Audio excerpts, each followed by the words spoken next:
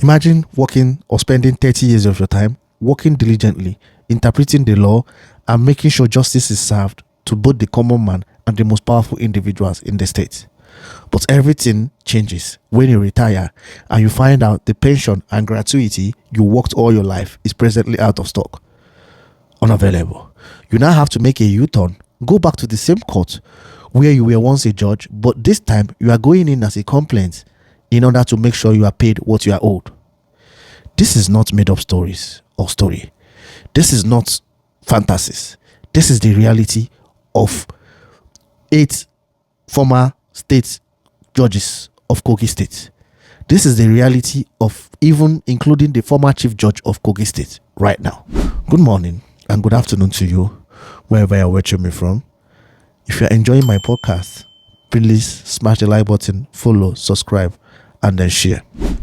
Kogi State is presently facing a judicial debt crisis, despite the state approving a massive 820 billion budget for 2026, which it claims is an all-inclusive budget. 820 billion.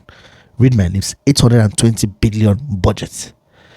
The very people who uphold the law are left behind. And we are not talking about just a few areas old, but we are talking about a systematic failure that has seen the courts shut down. The courts in Kogi State are shut down. Totally shut down. Workers on strike and retired elders of the bench issuing a 14-day ultimatum to get what they are owed. So imagine where the courts, nothing is going on. Criminals are not tried. Those mistakenly arrested, even to get a bench warrant is impossible. So then what is the police doing? Because the police works in conjunction with the courts.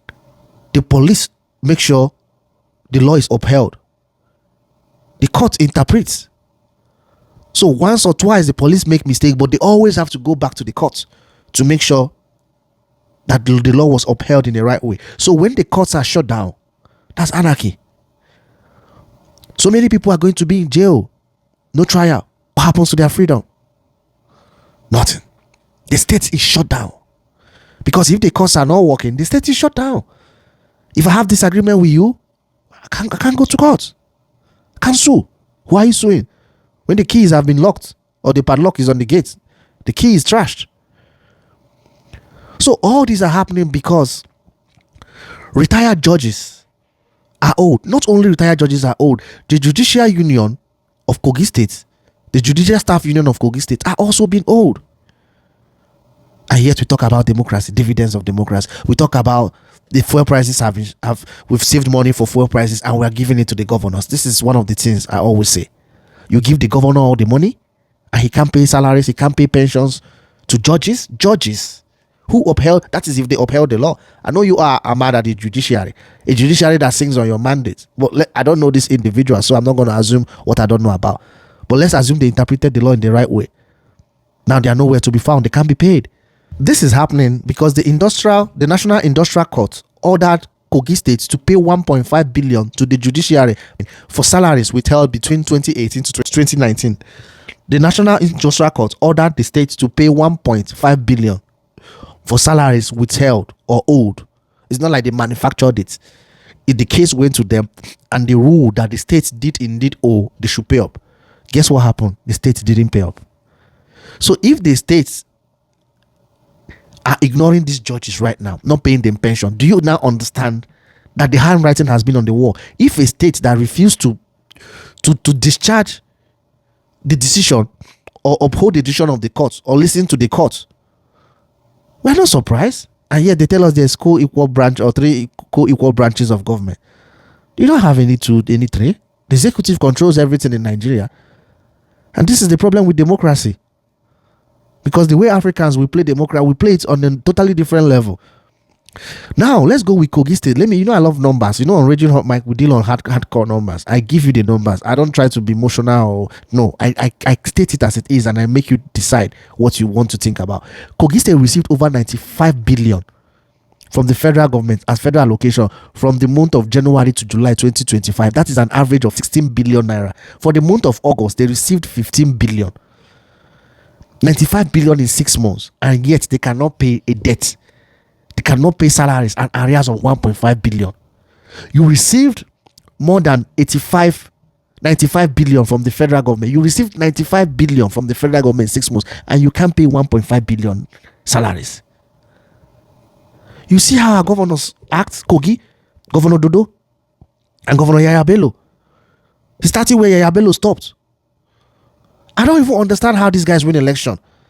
You guys know what I'm talking about. There's no way these guys will win election if it's free and fair. It's not possible. I don't know what INEC organize. There is no way. You can't owe the Judiciary Staff Union of Nigeria of Kogi State salaries for more than a year and win elections.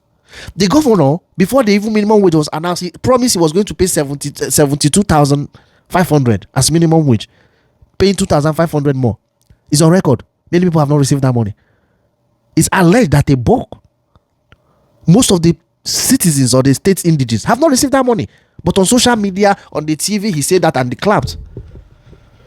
Kogi State, you owe 8 judges. How are they going to discharge their duties? How?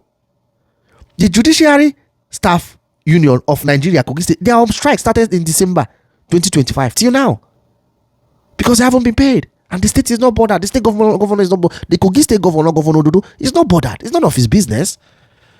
His most important business is the allocation from the federal. That's the most important thing. It's the oil money.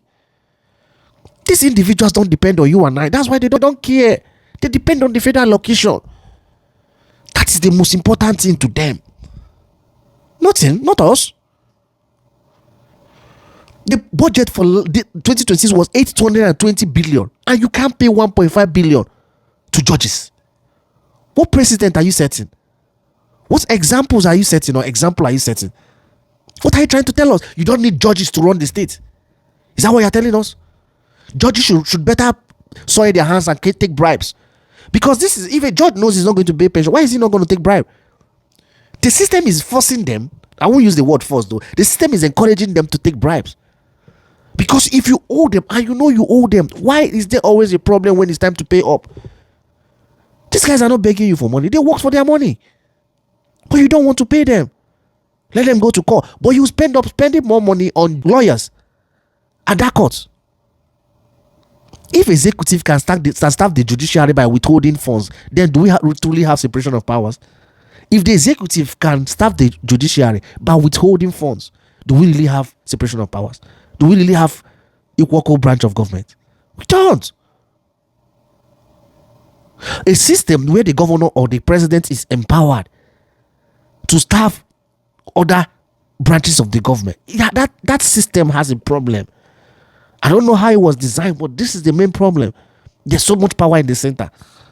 Mind you, Ododo was the Auditor General for the local government, where Yahaya Bello is alleged by the EFCC to have paid $720,000 for school fees ahead for his kids in the US. $720,000 ahead, and he can't pay salaries of 1.5 billion. Yahaya Bello is alleged by the EFCC. He still has a 190 billion corruption charge on him. And Ododo was the Auditor General for the local government. Most of the money was siphoned through the local government. It's alleged. The same man. Are we surprised? We're not going to be surprised. What are we really practicing in Nigeria? Where if a judge can be owed, who cannot be owed? Who are you? If a chief judge or the chief justice of the state is owed salaries and pension and gratuity, who are you not to be owed in this system? I ask you, and nobody's saying anything about it. Those judges must be paid, not just the judges, the Judiciary Staff Union. This tells you that in the Nigerian system, it's just a governor, no other person. The judge, the courts are shut down. Do they do their work?